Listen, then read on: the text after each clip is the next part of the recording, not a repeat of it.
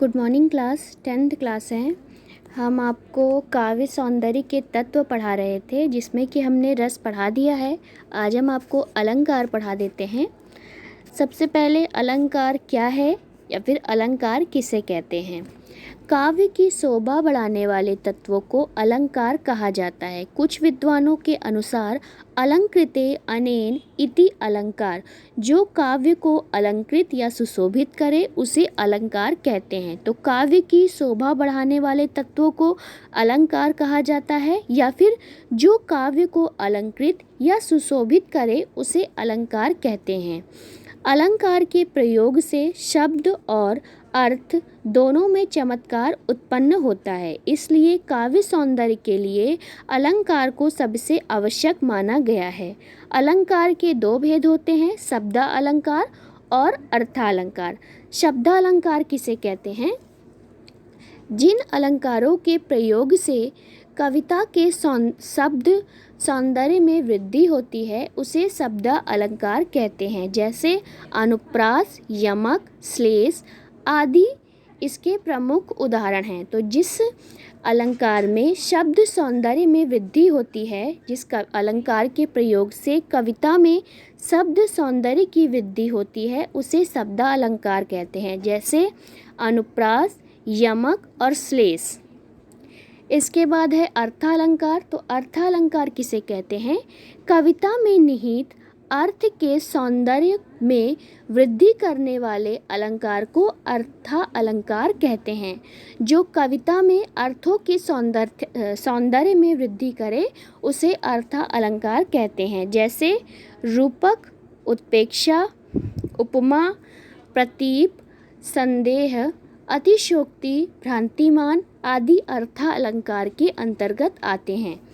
आपके कोर्स में अर्थालंकार के अंतर्गत उपमा, रूपक, उत्प्रेक्षा अलंकार ही दिया गया है। तो सबसे पहले हम आपको उपमा अलंकार किसे कहते हैं बता देते हैं।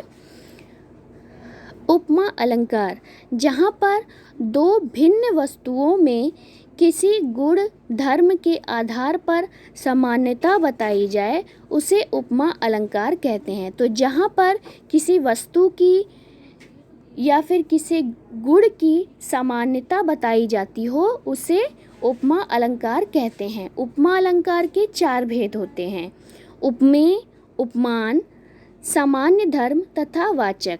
उदाहरण के लिए मुख मयंक सम मजु मोहन। तो यहाँ पर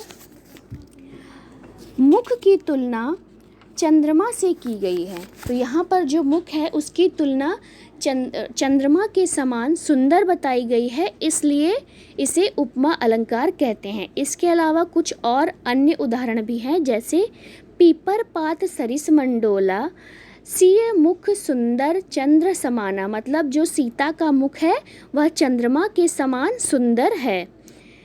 अब आता है रूपक अलंकार। जहाँ उपमेय और उपमान में कोई भिन्नता प्रदर्शित ना की जाए वह रूपक अलंकार होता है। जैसे कि चरण कमल बंदौ हरिराई। यहाँ पर चरण उपमेय तथा कमल उपमान का भेद आरोप हो रहा है, इसलिए यहाँ पर रूपक अलंकार आता है। तो जहाँ पर भेद आरोपित हो वहाँ पर रूपक अलंकार होता है। जैसे इसके अलावा भी कुछ और उदाहरण हैं, जैसे मुनि पद कमल बंदी दो भ्राता। फिर आता है उत्प्रेक्षा अलंकार। तो उत्प्रेक्षा अलंकार किसे कहते हैं?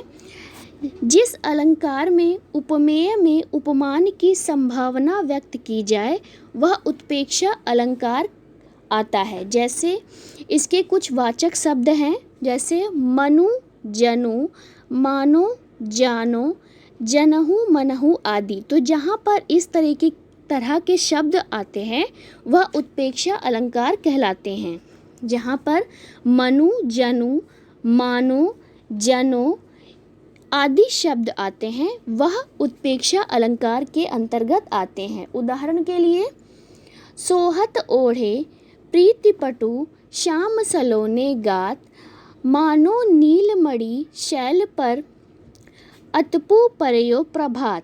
तो यहाँ पर श्री कृष्ण का श्याम शरीर उपमेय, पर नीलमणि के पर्वत उपमान तथा पीतपटु उपमेय के समान तथा प्रभात की धूप उपमान की समान बताई गई है। तो यहाँ पर उत्प्रेक्षा अलंकार होता है। इसके अलावा एक और उदाहरण है, अति कटु बचन कहत कैकई, मनहु लोन जरे पर देई। तो इस तरीके से जो भी उदाहरण आपको मिल जाए आप लिख सकते हैं। तो बच्चों, आज हमने आपको अलंकार पढ़ा दिया है। अगली वीडियो में हम आपको छंद पढ़ा देंगे। आज के लिए बस इतना ही।